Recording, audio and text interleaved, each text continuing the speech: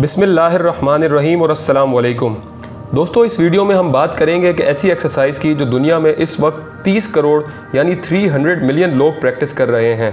एक ऐसी एक्सरसाइज जो शुरू तो भारत से हुई लेकिन आज पूरी दुनिया उसकी दीवानी है। जी हाँ, हम बात कर रहे हैं योगा की। इस वीडियो में हम आपको योगा से मुताल्लिक कुछ साइंटिफिक और इंटरेस्टिंग बातें बताएंगे। मज़ीद आगे बढ़ने से पहले वीडियो को लाइक करें और चैनल सब्सक्राइब करना मत भूलें। दोस्तों, योगा 5000 साल पुरानी एक्सरसाइज है। योगा के ऑफिशियल पोस्चर्स की तादाद 66 है यानी 66 है और ऑफिशियल लैंग्वेज संस्कृत है। योगा की बढ़ती हुई मकबूलियत के साथ साथ इसके पोस्चर्स की तादाद में भी इजाफा होता जा रहा है। जब योगा करने वालों से पूछा गया कि उन्हें योगा करने से क्या फ़ायदा हासिल होता है तो 57% लोगों का ये मानना था कि योगा करने से उन्हें स्ट्रेस और टेंशन से निजात मिलती है और अच्छी नींद आती है। दिलचस्प बात यह है कि एक रिसर्च के मुताबिक 20% लोग लाफ्टर योगा ट्राई करना चाहते हैं। जी हाँ, योगा की बढ़ती हुई मकबूलियत के साथ साथ इसमें नए ट्रेंड्स भी आना शुरू हो गए हैं, जिनमें से एक लाफ्टर थेरेपी है, जिसे बॉलीवुड फिल्म मुन्ना भाई MBBS में भी दिखाया गया था।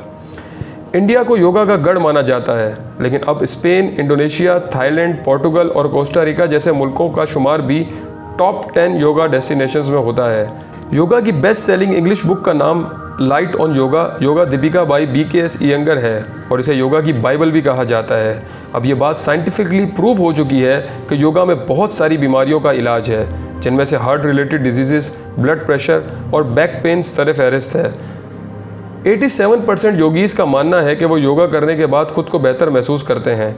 योगा एक ऐसी एक्सरसाइज है जिसे हर उम्र का आदमी बआसानी कर सकता है। लिहाजा इस वक्त दुनिया में 40 से 49 साल की योगीज़ की तादाद 20% है, जो कि एक बहुत बड़ा नंबर है।